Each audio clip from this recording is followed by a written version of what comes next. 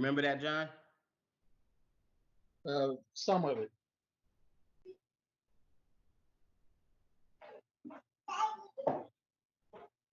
So this is what a hexadecimal address would look like. It's really tired that day, but A is actually 10. Can't do two numbers in one. So you have 0, 1, 2, 3, 4, 5, 6, 7, 8, 9. Then you have A, B, C, D, E, and F, which stands for 10, 11, 12, 13, 14, and 15.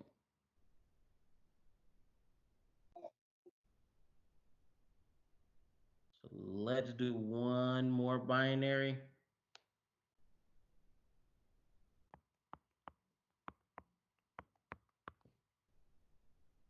Yeah, let's do that one.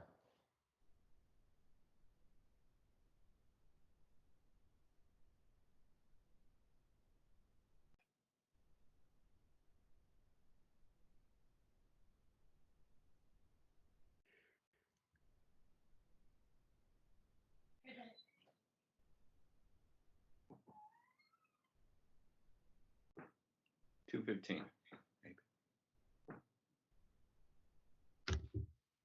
215.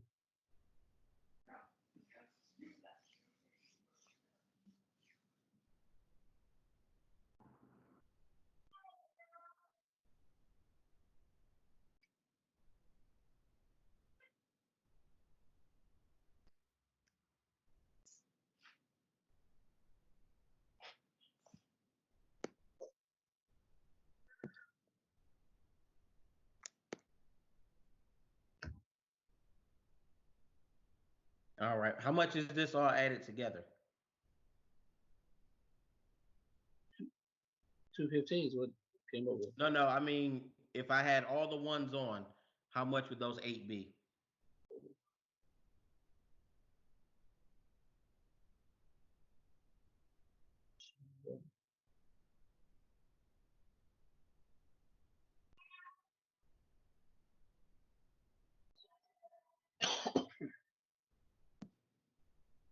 So you go minus 32, which would give you 223. and then we would minus 4. We got some of that. 219. Oh, we would minus 8.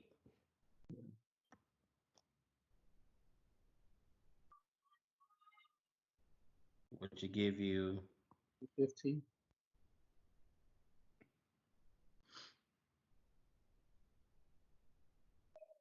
and that's what that is, 215. So that's 20 plus 64 plus 16 plus 4. 4 plus 2 plus 1, which is 215.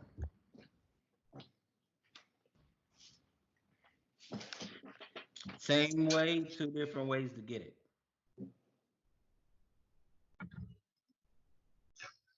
So I normally do it this way if there is less things to take away. I mean, less things to either add or less things to take away. So if it was this, then I would add.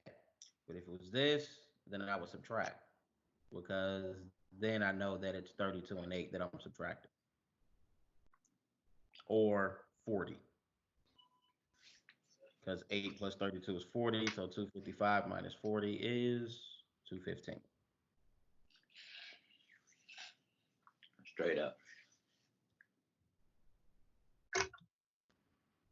Same deal. Everybody got that? I got it. You get that.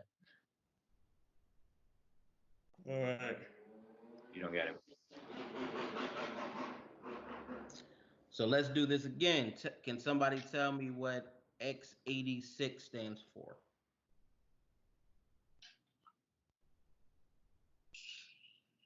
From what we went over last time.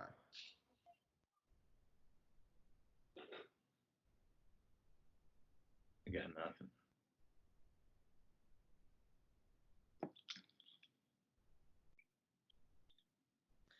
Remember we talked about the processors Processing that were 486. 46. The Intel processors. They were all 32-bit.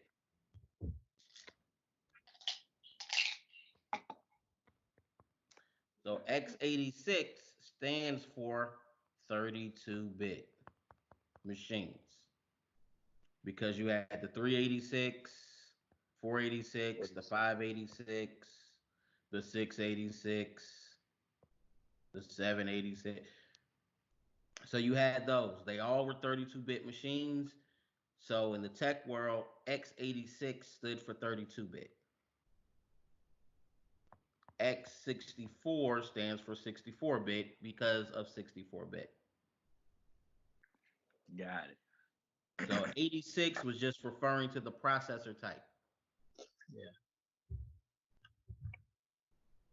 Everybody got that? Yep. So if I ask y'all later what an x86 stands for, y'all know it stands for a 32-bit processor, right? Right. If you would just explain it to us again. Yeah. I shouldn't have to do that.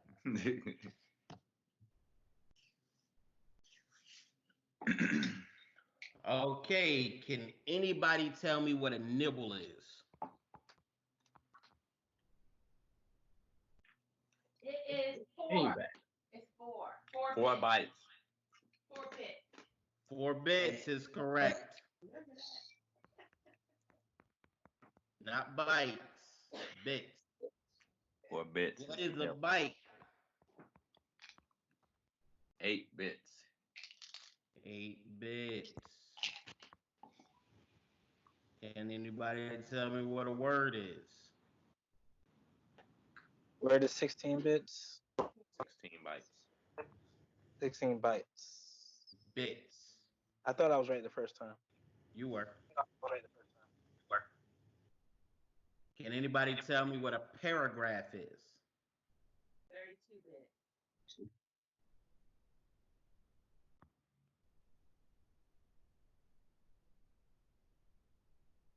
It's what? 64 bits. 64. I threw that out there just because y'all was going to count up. So a double word Is 128 bits. Oh, yeah. A double word is what? 128 bits. 32. 32 bits. Still counting up. Double word. Yeah.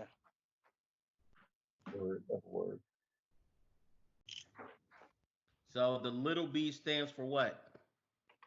It's the 0, bits, 1. And big B stands for bytes. Big B byte. bytes. Correct. I'll get this.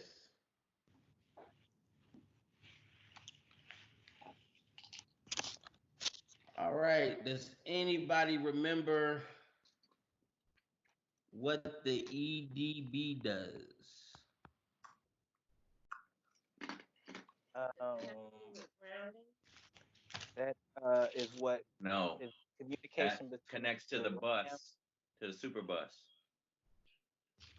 No.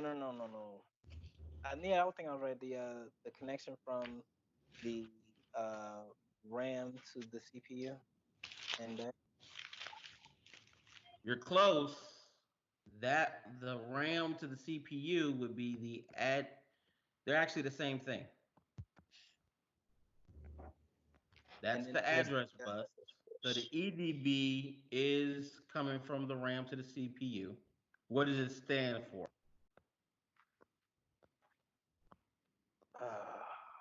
forgot that quick. Something discharge. Electrical discharge. No. So external. Data bus. Yeah, external data bus. Guess I could have put the E in there. All right. So what does the CPU control to get information out of the RAM? The little arm in the drawing. The MCC. What does that stand for? The little arm in the joint. That's what I said.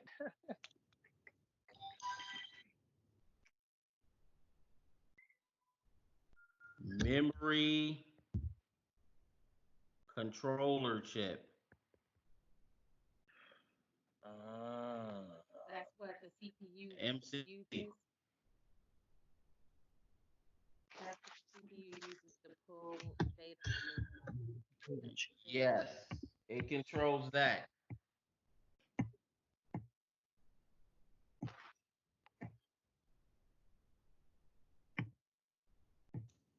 What does RAM stand for? Can anybody tell me that? Random access That's memory. memory. All right, now they know that one. Yeah, I've known that for years. Can anybody tell me what the system crystal is?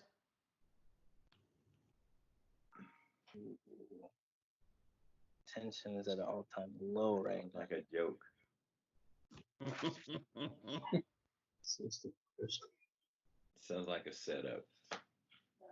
What does the system crystal do? Crystallizes the system. Close. Very good. That can't be close.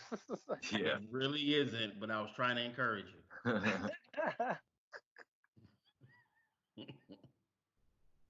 Terrible. Very encouraging. All right, then do what her mommy said. Why'd you telling me for? We do have Google, man. You could just tell us. I know. I was waiting on somebody to do something. The system crystal is the governor. Remember, it governs the speed of the CPU. The governor carries a crystal. So why would you need the system speed governed by something? So it doesn't overwhelm the system and crash the system. Doesn't burn it up. Because remember, Yeah. if the system runs too fast, it can burn out all the wires.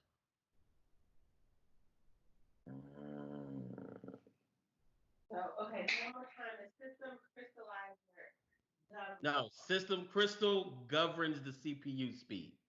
System crystal. Okay. So it's the governor. It tells the system how fast the board can actually handle that CPU movement.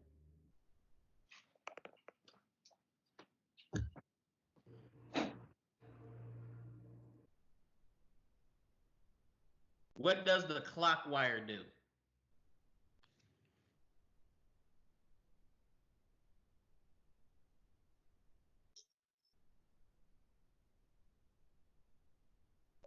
This would have been a whole lot easier with a point of reference on screen. It really would have. Here, hold on.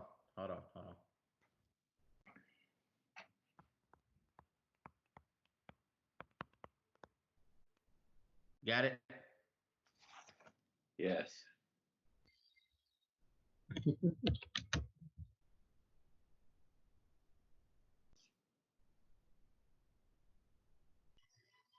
Anybody remember what the clock wire does?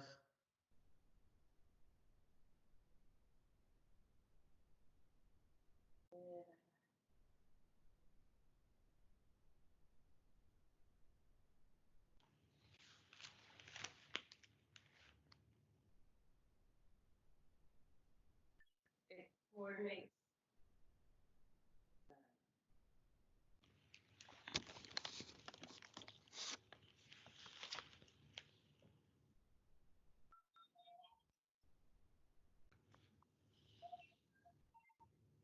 Handles the clock. It tells the little man in the box to start working, remember?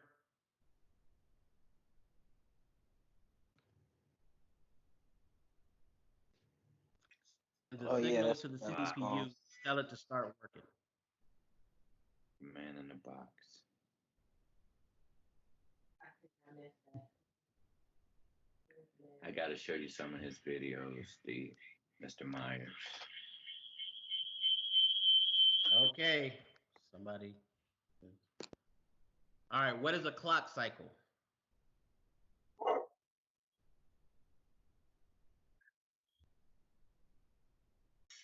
The clock cycle is the speed at which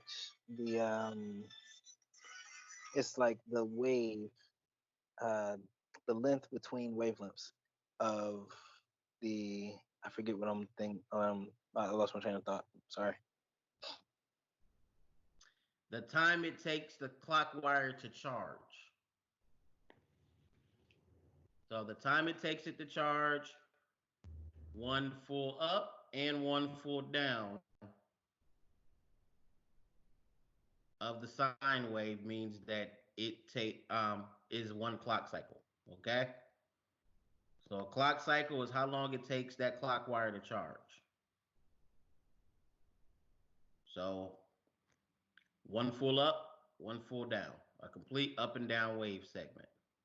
What unit would that be measured in? Hertz. Your unit it is measured in is in hertz. That would be now the maximum number of clock cycles the CPU can handle in a given period of time. Is called what?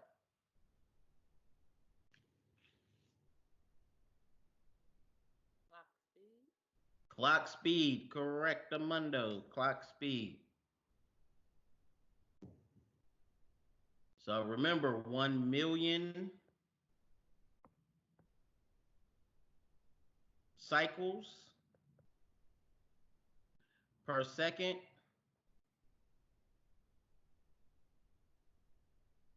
is 1 hertz.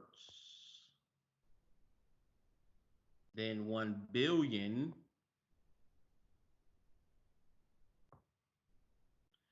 is 1 megahertz.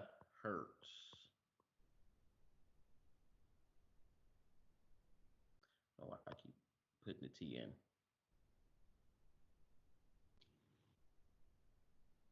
What did you say it was a clock special? Clock speed?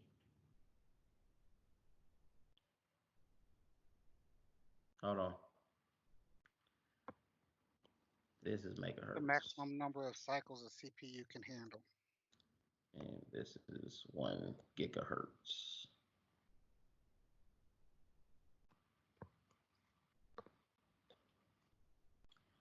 What was that question again?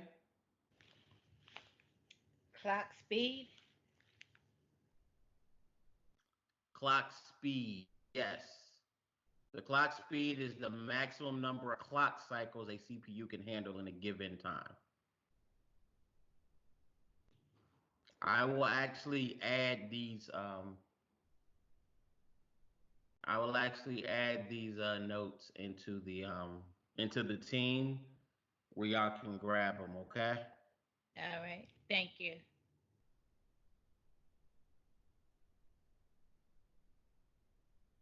So yeah, 1 million cycles per second is a megahertz. 1 billion is a gigahertz. Scroll up a little bit.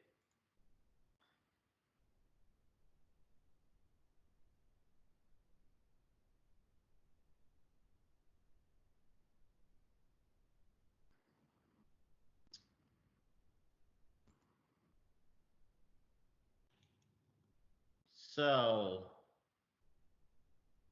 these things inside the box with the little man, what are they called?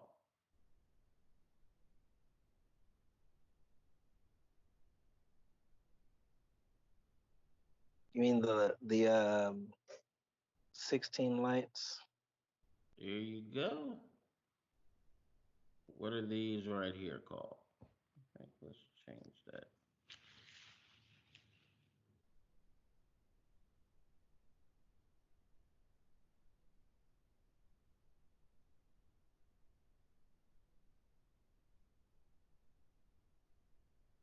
are these called?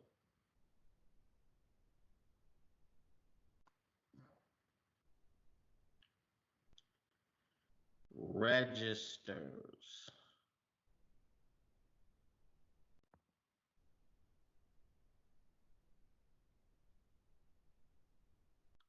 So you have the AX, the BX. Can somebody guess what the next one is? CX. There we go. Somebody's thinking. And the DX. These are the four general purpose registers. Yeah, I'm taking notes from now on. That sounds good. That sounds like you would be in a class. I didn't take notes in class, Oh, yeah. Well, but I'll take notes for this. The registers are like slots. remember, register are like the lights that turn on and off that tells the computer the binary code that we went over earlier what to do. Because remember, the binary isn't just those eight slots, it also tells it paragraphs and words. That's why you get double words, double paragraphs. You'll get all those things in here. Because remember, this is just 4 bits. But those 4 bits are equal an F. But if you need to spell out a whole word, you're going to use 4 bits, maybe 10 bits, maybe 64 bits to get to a full word.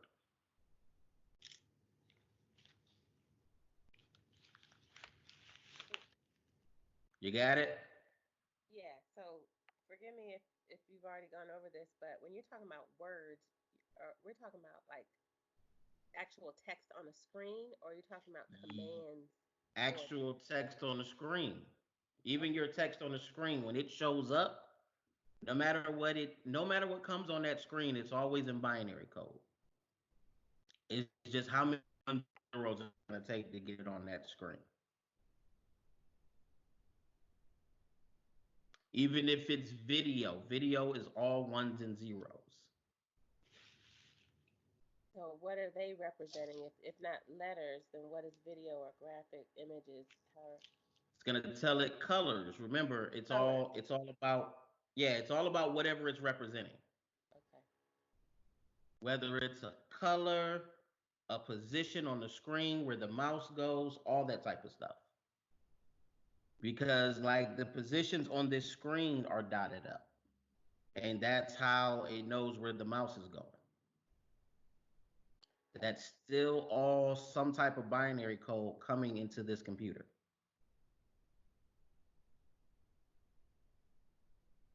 And that's all done through the registers. All done on the CPU.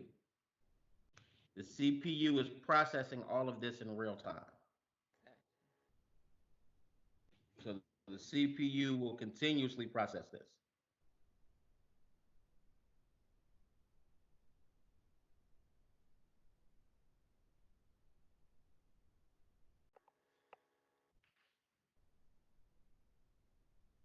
All right.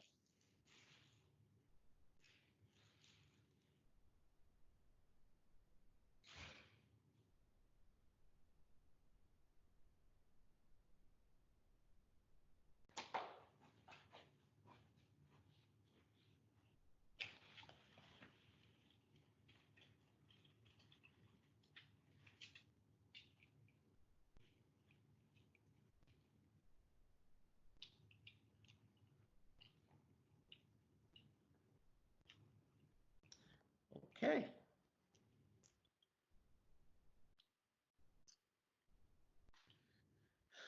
That was a good little review.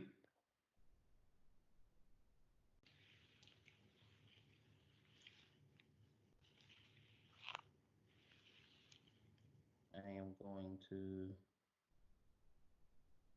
post this to the team.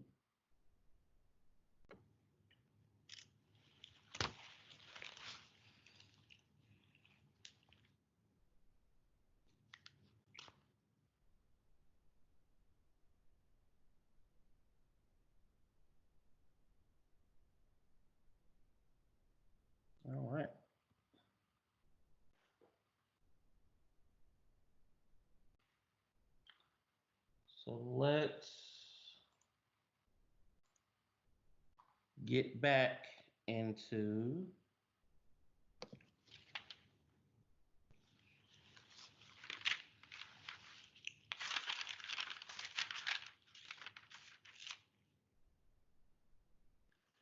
my PowerPoint.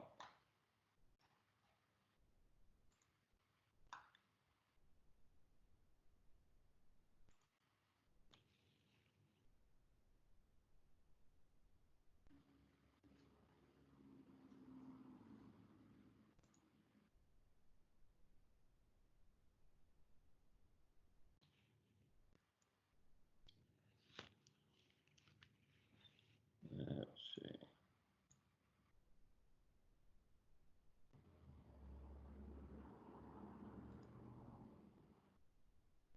All right, so we went over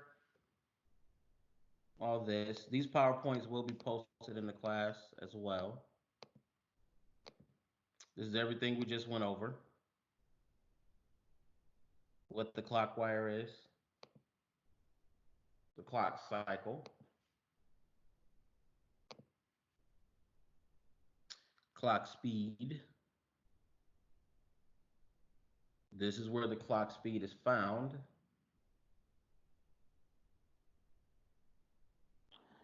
The system crystal.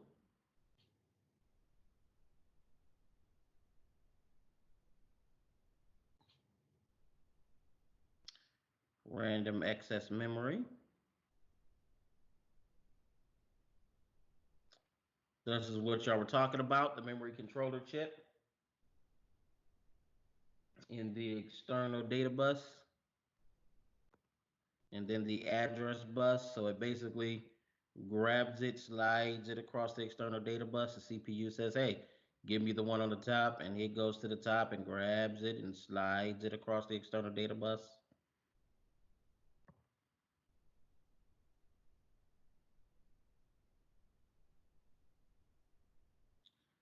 There you go, nibbles, bytes, and words.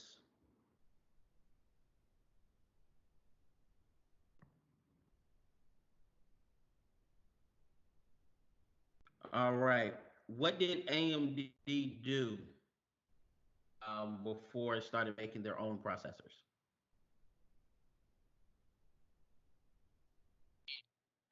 They were doing. They were making processors for Intel. Correct. Intel basically created their competition to keep from being held as a monopoly.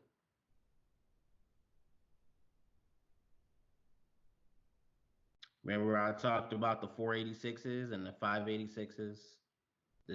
These are the processors that 32-bit are based off of.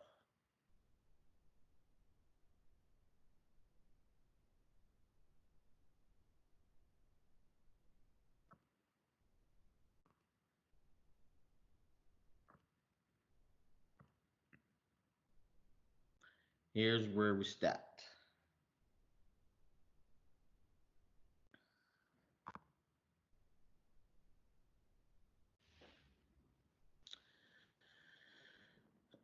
So yes, the memory controller chips now are integrated into the processors.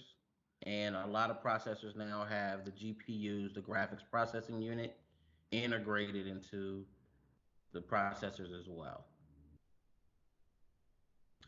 All modern CPUs run some multiple of the system clock speed. In early computers, the CPU ran the same speed as the bus. So however fast the bus moved is how fast the CPU moved. Designers discovered the CPU could run faster than other chips on the motherboard, so technicians had to set jumpers or dual inline package dip switches on older motherboards to configure the multipliers. Dip switches do not exist today. They're actually gone. Now the motherboards are automatically configured through a function called CPU identifier. So before they had to flip these little small dip switches in order to tell it how fast the processor was going. Now the system has something called Cupid to actually do that. This is what CPU identifier looks like now, where it will tell you what the clock speed is, the multiplier, and what the bus speed will move at.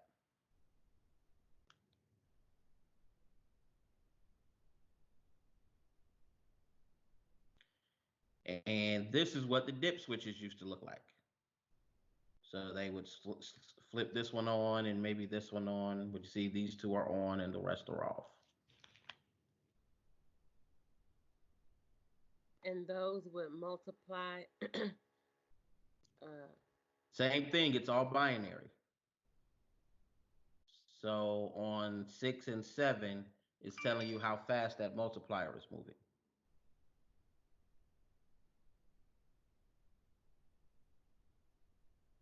So if it's only multiplied by 1, the 1 would be on. Only by 2, then the 2 would be on. If it's multiplied by 8, then the 4 would be on.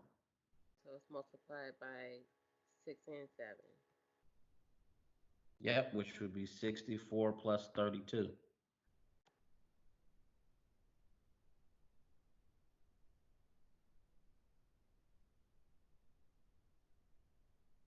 So, but this stuff is automatically configured now.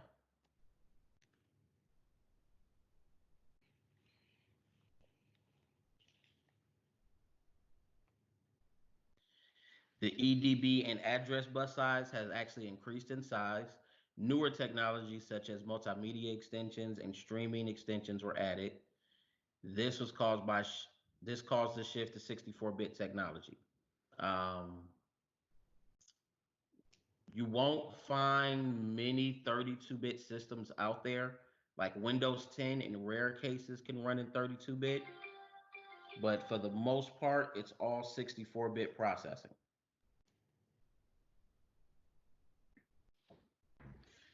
Um, so this one discusses Windows 8.1.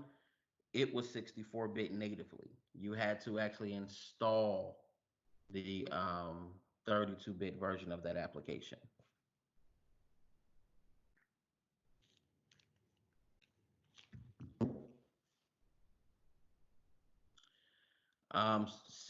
So CPUs also support 32-bit processing, such as Linux. Most Linux applications, which we'll go over where Linux came from and what it does. But Linux and other 32-bit applications can still operate in 64-bit. The primary benefit to moving to 64-bit is that it supports more than 4 gigs of memory, up to 16 exabytes. So that's a little bit past petabyte.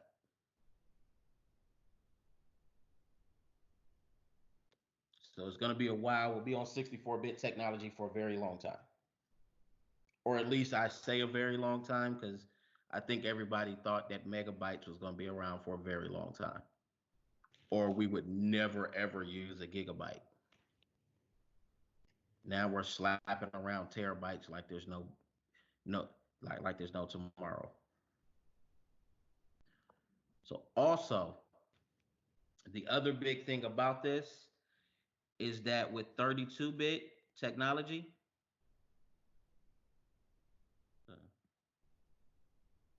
why is it deleting what I'm writing?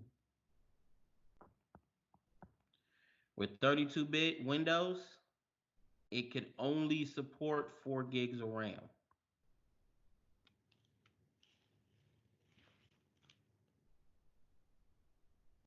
So even if you put 8 gigs of RAM into that machine, you would only see 4. You could put 16 in there, you would only see 4 of it. You had to go to a 64-bit machine to see more than 4 gigs of RAM.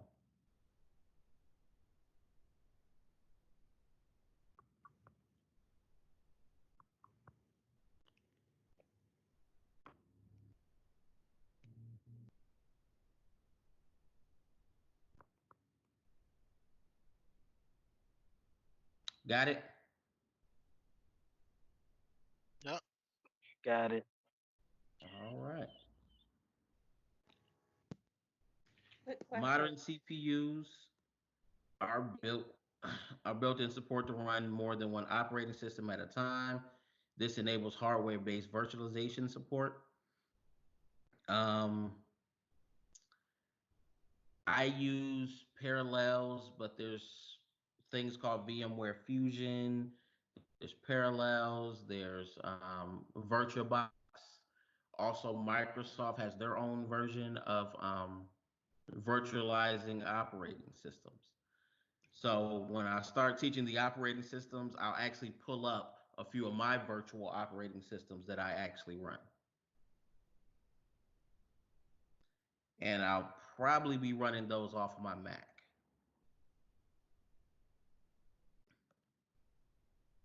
Modern CPUs process multiple commands and parts of commands in something called a parallel execution. Older CPUs processed in a linear fashion. So meaning that now with 64-bit, it can crunch double the registers.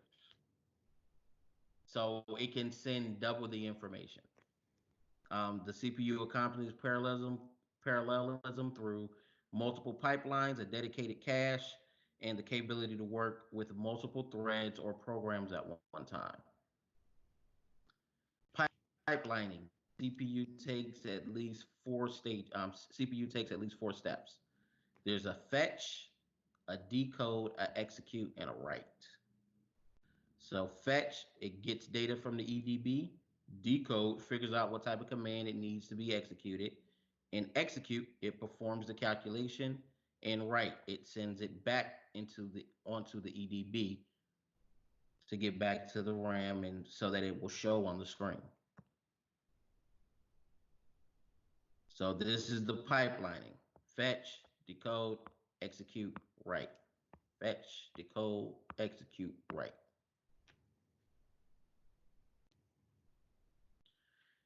Current CPUs have many stages in pipeline. This enables the CPU to run more efficiently without increasing the clock speed. This is why upgrading your CPUs, even though the speed doesn't seem like it's getting faster, the CPUs actually do get faster because they figure out different ways for that CPU to function more efficiently. So the more efficiently that the CPU functions, the faster it can process for you.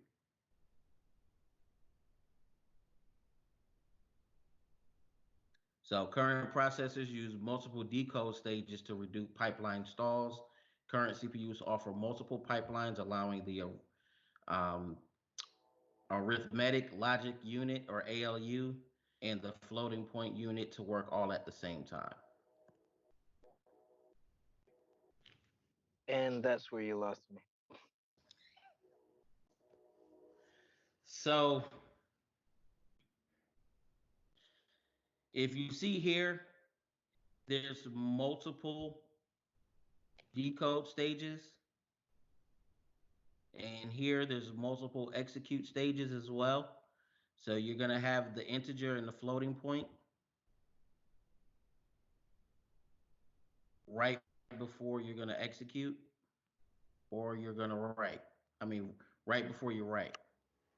So what it's doing is when it fetches that code or grabs a bunch of code, it might have to decode one and decode the other to get what's on your screen. Meaning it needs to decode twice the amount of stuff to show you what it's showing. So let's say you're rendering a video and you wonder why it takes so much RAM to render that video, is because that CPU has to decode and write what you're wanting it to do. And the faster the CPU and the faster the pipelining of that CPU means that it can decode and execute at multiple integers. And it can decode faster, meaning that one can decode this and write, and the other one can write and decode over here too. You following? Okay, I follow. So, but in what circumstance, when you get to a point when it will need to do that? It's going to need to do that all the time. Okay. So it's not that you get to a point where it needs to, is that the computer acts that way naturally. meaning that before they didn't have multiple decode points, so it could only move so fast. Got you. Okay. So this is what Now they. it has so many extra ones now, it can move as fast as we need it to move. So that same video that I rendered that 10 years ago might have took me a week, today might only take me 3 hours. Because now the computer is, now the processors are moving more efficiently to do the same exact process.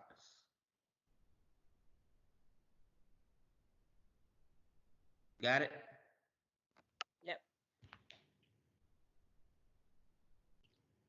All right. So a cache reduces wait states by using built-in very high-speed RAM called static RAM. So this is where we're going to get into kind of get into the weeds when we start talking about the front side and back side buses. So a cache means that I'm going to store a certain set of memory or a certain set of commands so that I can use them very, very rapidly. So the SRAM will preload as many instructions as possible. The cache on the CPU, which is called the L1 cache, because it is used first by the CPU. Then there's a cache on the motherboard, which is called the L2 cache, and it's used second by the CPU. Later added to the CPU package. Most newer CPUs includes 3 caches now, and actually some of them I think now have 4. But they're adding more cache to make the CPUs move more rapidly because now it can store more of these instructions or commands that it needs earlier on. So the address bus and the external data bus connecting the CPU, the MCC, and the RAM were all lumped into a single term called the front side bus. The connection between the CPU and the L2 cache became known as the backside bus. Y'all got I've been that? always calling it cachet. Yeah, it's not French. So yeah, it's pronounced.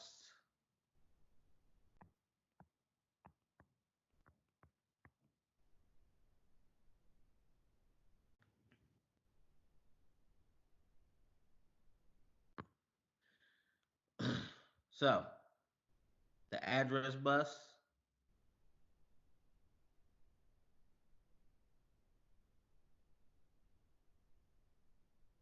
and then CPU Z. This is a program that we use to read the CPUs. Will tell you what the front side bus and the back side bus is actually doing.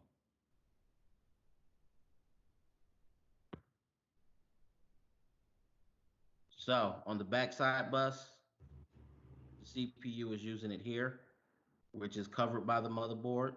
And then this is the front side bus, which is connecting the RAM to the MCC to the CPU.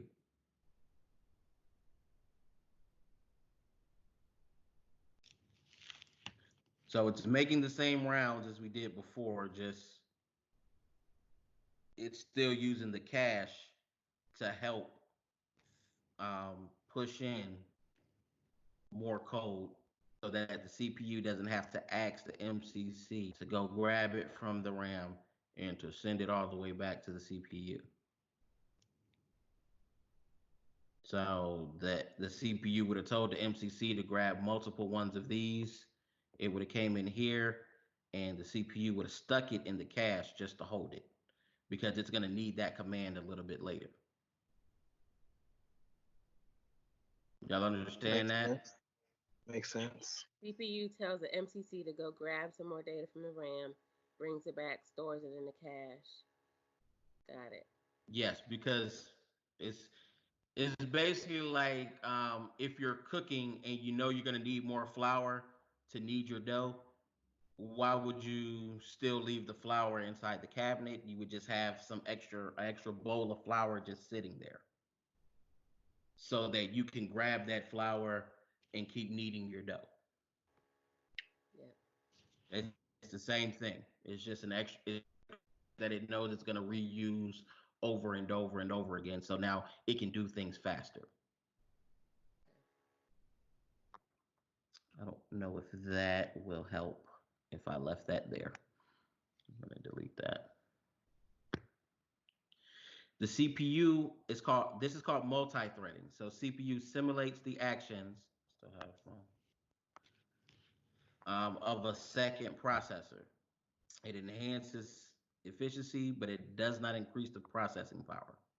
So running multiple threads at the same time is also called simultaneous multi-threading or hyper-threading. So in every Windows, even now, they'll tell you what the hyper-threading is, where it might only be one CPU, but it looks like two.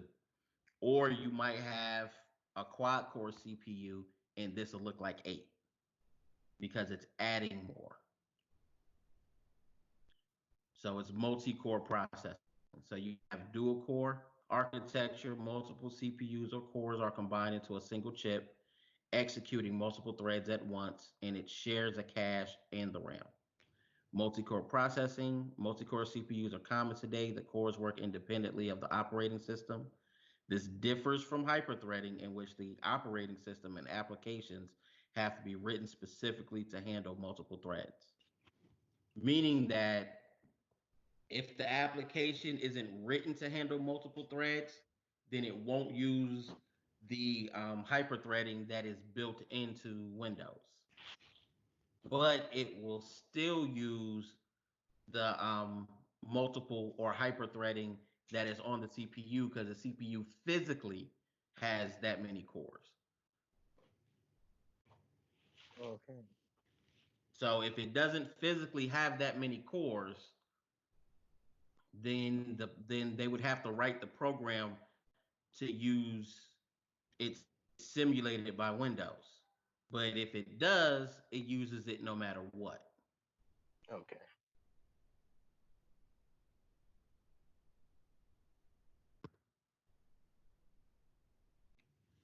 So this is CPU Z telling what's on the L1 cache, the L2 cache, all the threads. So when we talked about the memory chip controller, all current microprocessors have an integrated memory controller. This moves from the motherboard chip to the CPU to optimize the flow of information in and out of the CPU, meaning that now it's in a smaller area.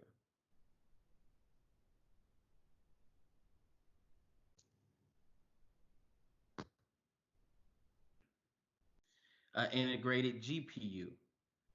This means that now, um, instead of having a separate graphic to handle gaming and some things like that, they can now make it small enough to integrate it into the CPU. So that's why some of the smaller computers, I mean, some of the bigger computers can now have gaming laptops because of an integrated GPU.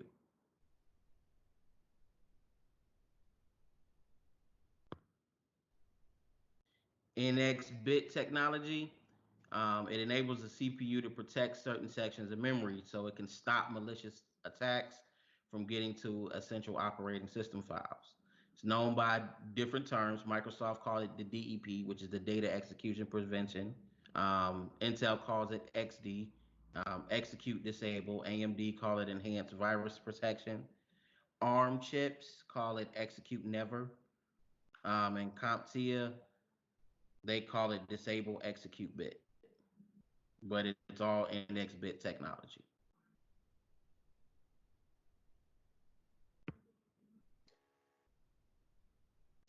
So this is what it looks like in Windows 8.1.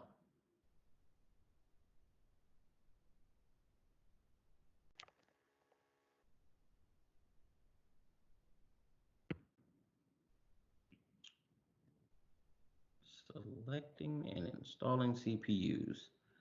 The tech faces challenges of selecting the proper CPU, installing several types of processors, and then troubleshooting.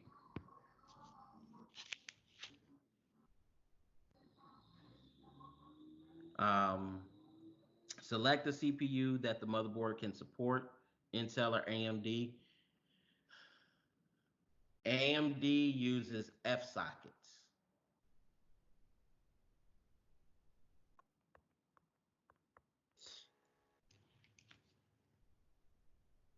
And I do forget what Intel calls their sockets because they change them with almost every other run. Um, but what it means is an AMD chip will not fit inside of an Intel motherboard. Oh. So you cannot interchange these two.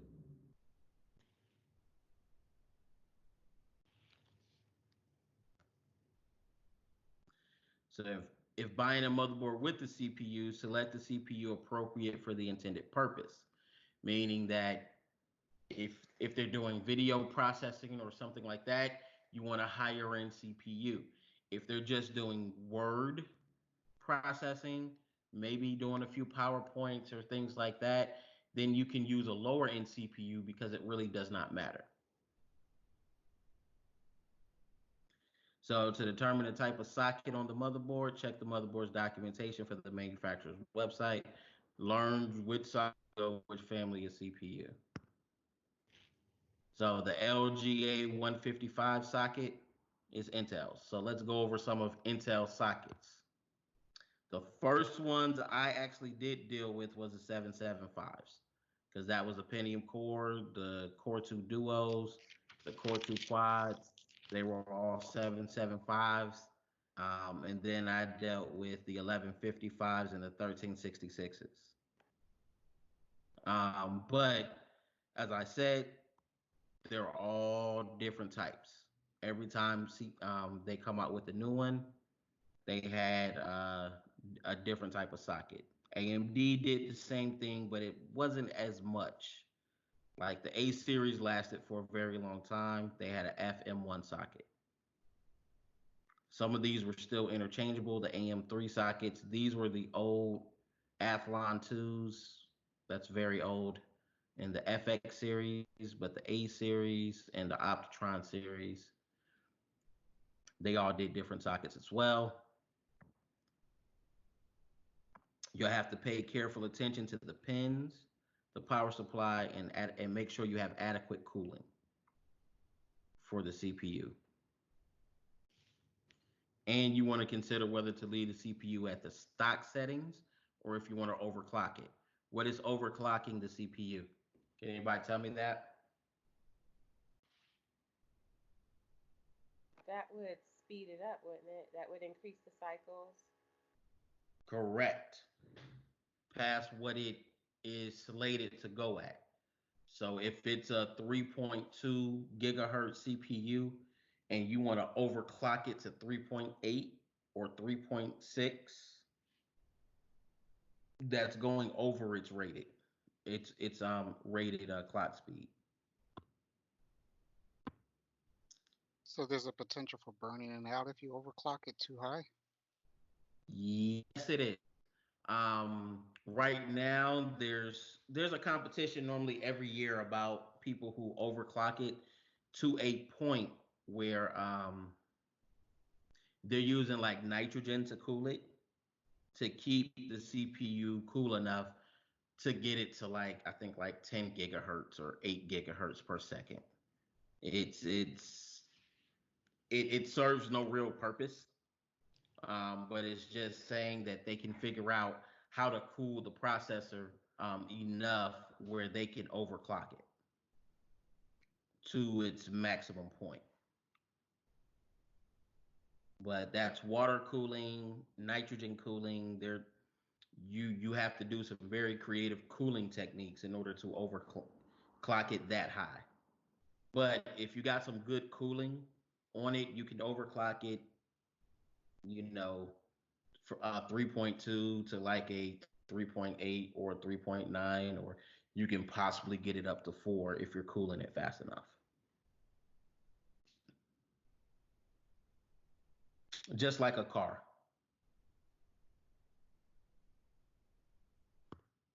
Okay. Thank you. So the socket types. Intel processors use LGA or land grid array package. AMD CPU pins align with socket holes called a PGA, a pin grid array. Um, CPUs and sockets key to prevent misalignment and incorrection. Zero insertion force sockets, ZIF sockets. Um, the older CPUs used to sit upright. So you stuck them in like that, meaning that you had to force it in to the socket. These, since they lay flat, there's a lever right here which pushes that down and makes the pins connect.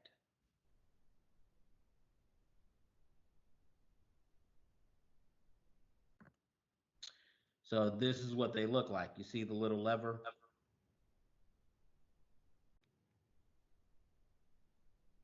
And this one has the same thing except the lever is actually on top of it. Let me show you on the next slide.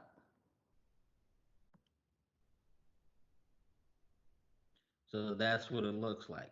The lever comes up, you just drop it in, it automatically aligns, and you push the lever down.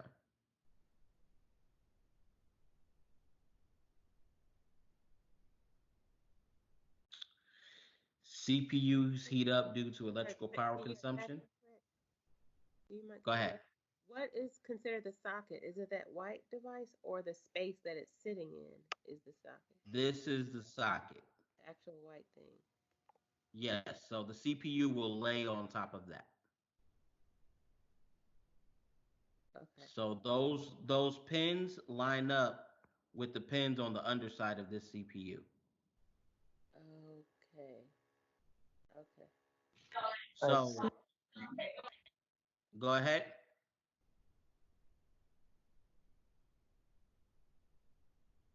No, I'm Okay, good. yeah. So they line up together. So when it says zero force insertion, meaning that all you would do is lay it there, it will drop the pins and line up itself. And then the way that you press it down so that it makes contact with the board is you pull that little lever down this way. And the lever forces the contact with the board.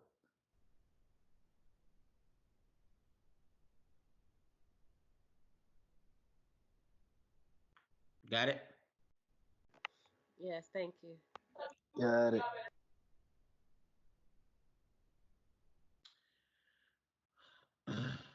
All right, so most CPUs use a combination of a heatsink and a fan assembly to keep them within normal operating temperatures. This is when I'm talking about the cooling. This is what an Intel heatsink looks like. OEM CPU coolers, heatsink and fan assemblies included with the retail box, meaning that they're original manufacturer. There are specialized third-party heatsink and fan assemblies for a variety of CPUs. They usually exceed the OEM heatsinks in the amount of heat it can dissipate. So, like that's a Cooler Master, which can dissipate a lot. Now,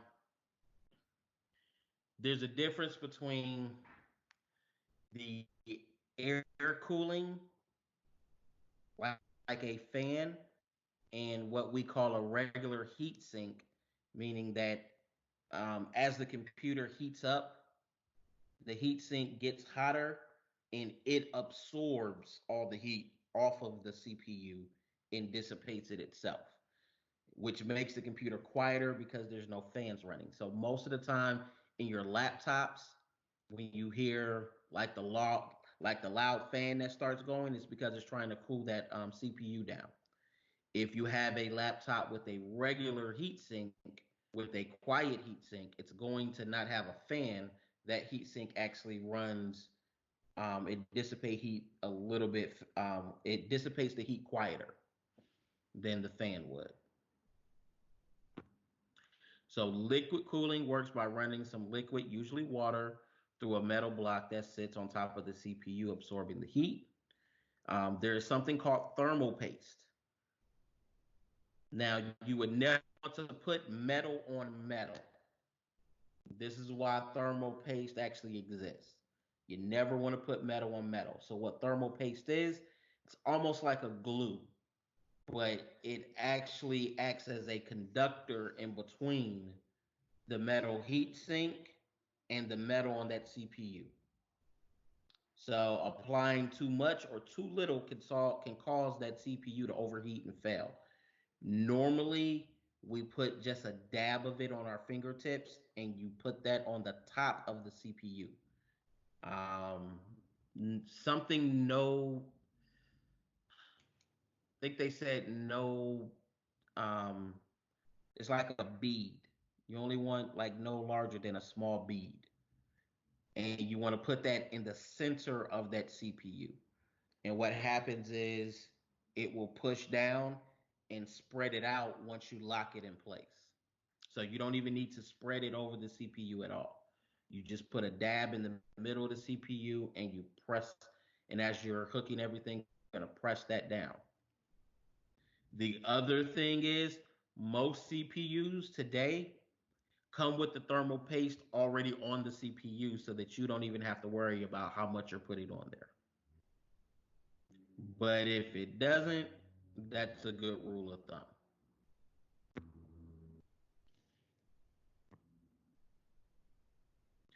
So this is what a liquid cooled CPU looks like.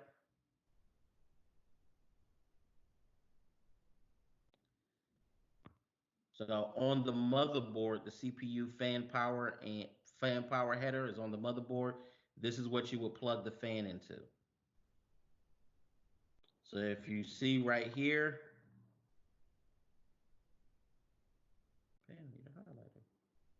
it says CPU fan. So it tells you where to plug that fan into.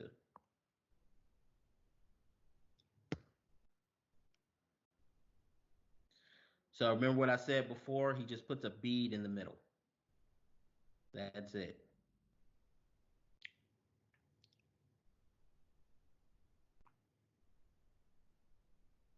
And then as you crank it down and put the actual heat sink on, it's going to spread that thermal paste across.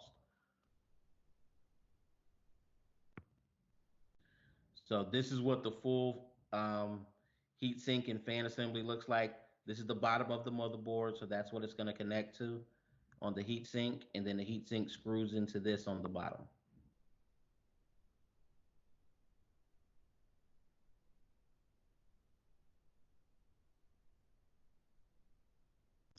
So for the CPU to work, the motherboard speed, multiplier, and voltage all must be set properly. As we said, now you don't have to do that anymore. CPU ID function set these automatically, but for some motherboards, you may need to adjust the settings. Some people intentionally run their CPUs at clock speeds higher than the CPU is rated. This process is called overclocking to enhance different performance. Intentional overclocking of the CPU immediately voids most warranties, just so you know. Um, Overclocking is done through jumpers, CMOS settings, or software configuration. So you can actually download a software where you can overclock that CPU or tell that CPU to move a little bit faster. which can overheat. It can overheat it, but if you're cooling it correctly, you should be okay.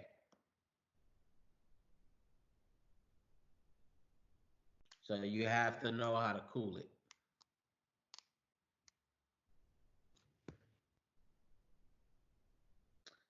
In case you need to go back to the CMOS default, anybody remember what CMOS stands for?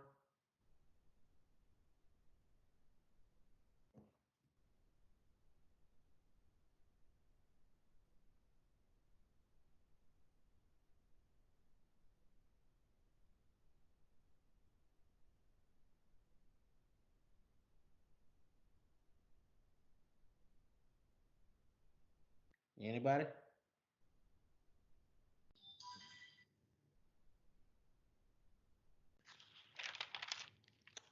Complementary metal oxide semiconductor. Great. Did you use Google? Waka Flocka Flame. Yep. Yeah, the Google knows it all. But remember, the CMOS also holds the memory. So when you clear the CMOS jumpers, meaning that you take these jumpers off of that motherboard, it's gonna clear the memory and put the motherboard back to its default states. Okay? And then just put the jumpers back. So, what purpose does it serve other than clearing the memory? That's its sole purpose? No, remember the CMOS holds the date, the time, anything that you any configurations that you put onto the BIOS, which Gotcha. we haven't really discussed the BIOS too much. Okay. But it holds all your configurations. So if you would have set all these configurations and now you needed to go back to its default settings, you would just remove the CMOS jumper for a second and then put it back. Okay. And it will clear the CMOS.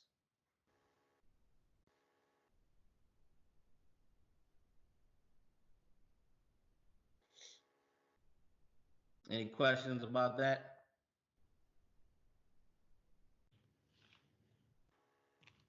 So where is the data actually stored? That's a good question. Does anybody remember where the data would be stored?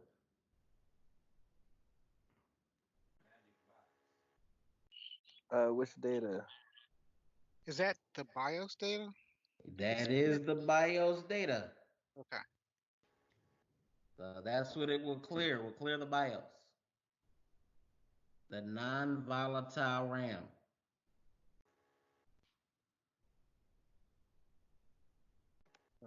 Thank you. Overheating. This condition can cause the system not to start or to lock up. Newer CPUs usually shut themselves down before overheating. Just like cars.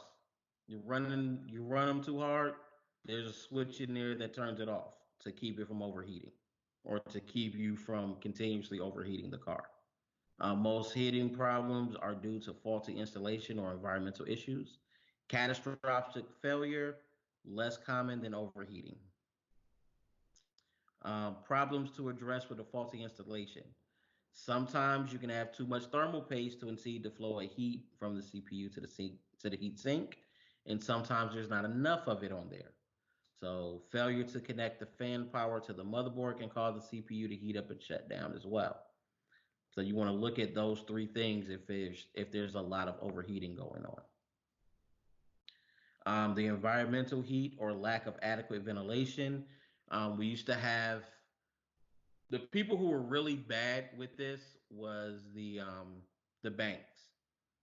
The banks never ever cleaned their computers. So when you pulled them out, you needed a dust mask because they always killed the hard drive or they would kill the motherboard. And we would constantly have to go in and replace those for them. Right about that. So what? I said you're right about that. They were horrible for it. Displays a proprietary crash screen, BSOD, blue screen of death. That is the one for Microsoft. And then the spinning wheel on a Mac OS, that is what they use. May cause a PC to shut down or go black. It could burn up components on catastrophic failure. This is what a blue screen of death looks like. If you see that, bad things. And that is